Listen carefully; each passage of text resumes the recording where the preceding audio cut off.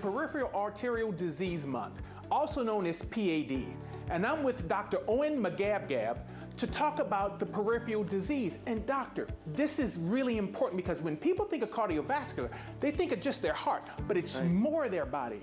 Oh, it's the entire cardiovascular system. So peripheral artery disease is the buildup of cholesterol in the arteries that supply the legs with blood. And it's very similar to what happens when you get blockages in the heart arteries or blockages in the neck arteries that lead to heart attack and stroke.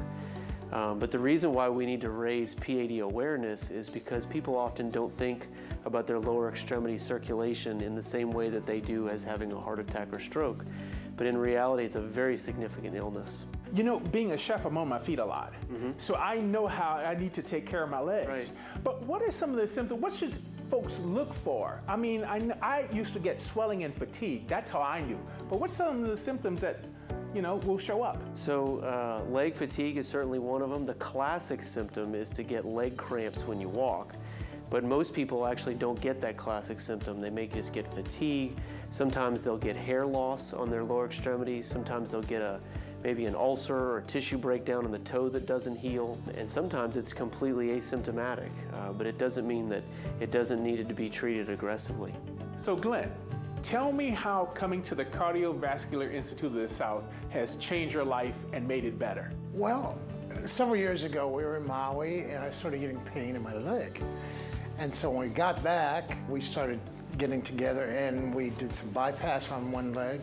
And since that point, he's done 7 different angioplasties on me and basically saved my legs and saved my life. And the staff here is incredible, by the way. Okay. Oh. So basically, it's enabled you to have a much better quality of life. Absolutely.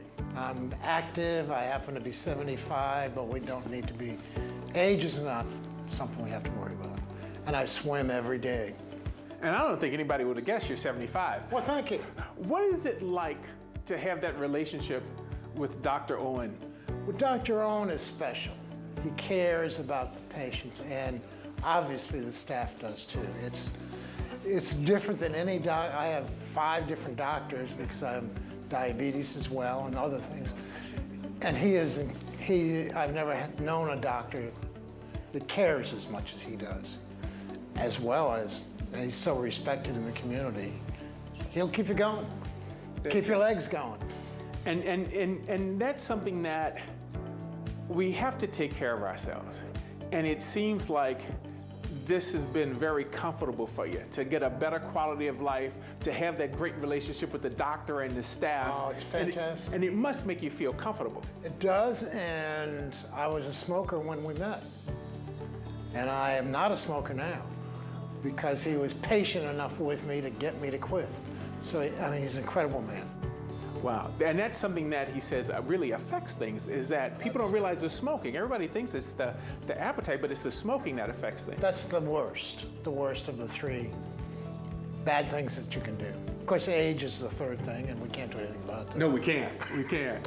So if they come into the Cardiovascular Center, they shouldn't be afraid. That's one thing, because we have to take care of our bodies. Not at all. So what can they expect to try to check to see if they have this? Yeah, so actually checking for blockages in the legs is even easier than it is in the heart and in the neck. All we do, we have Doppler probes to listen to pulses, and then we just check blood pressures in the legs. And it tells us so much about someone's overall cardiovascular health by knowing what's going on in their leg circulation. Now, you mentioned about the cholesterol and things like that.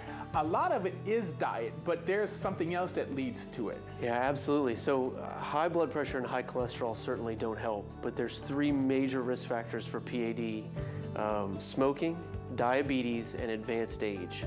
And it's particularly important here in Louisiana because we consistently rank in the top 3 states nationally in smoking rates.